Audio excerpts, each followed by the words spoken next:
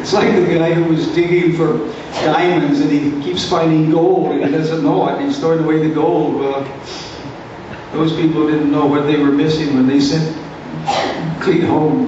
So he goes back to Kansas and his daddy says, Clete, you still want to be a priest? He said, yes. He says, we'll look for another seminary. When he found the Oblates, they weren't too particular.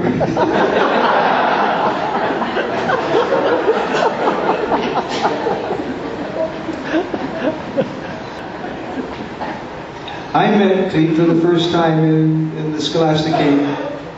He was third year theology in 1960, and I was first year philosophy. I don't think either one of us were very good students. But I remember one day we were coming down the stairway, and Father, I can't think of his name now, Burke or something. Anyway, this old retired priest was there, and he was looking at Father Turnus and some of us coming down the steps, and he said, reminds me of the gospel, the parable where Jesus said, go out to the alleys and the gutters and bring in all the destitute. He says, that's what this bunch of seminarians looks like. The leftovers and the rejects of society.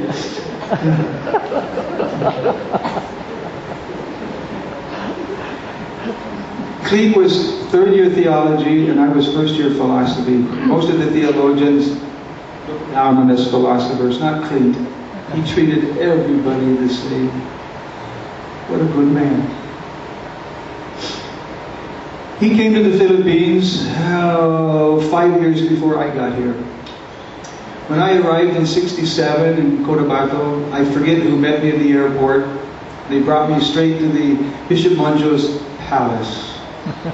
They call it the palace. I was expecting to see a palace. It was a wood, you had to be careful where you stepped. And I'd fall through the floor or lean against the wall in your hands and go through the book with it. It was Monjo's palace. I was really proud to see that palace. Anyway, when I went into the office of Bishop Monjo, the office, the little man sitting behind that great big desk, and he asked me, well, I introduced myself as Brother Weixelaman. I just got my obedience to the Philippine province. And he said, this is a rough voice. Which province where you from? And I said, I'm from the States, Central Province. That's where Father Turnus is from. If you can be like him, I'll be happy. He's the best priest I have. I didn't tell Father Turnus that for a long time. But eventually I told him. Some years ago I met a wonderful old Jesuit priest, Arthur Shea. And when he got up about 80, 86 years old, he was climbing a mountain in Zamboanga, 80 years old, going to a barrio, with a young Jesuit priest. He said, he wrote me a letter after this, when he's back in the States. He said, nothing like an old fool.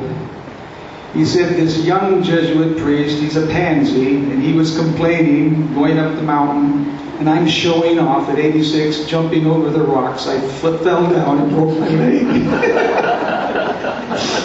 They had to carry me down the mountain. So nothing like an old fool. Well, he was never able to come back to the Philippines after that. He had working on his leg. Your prayers now in eternity.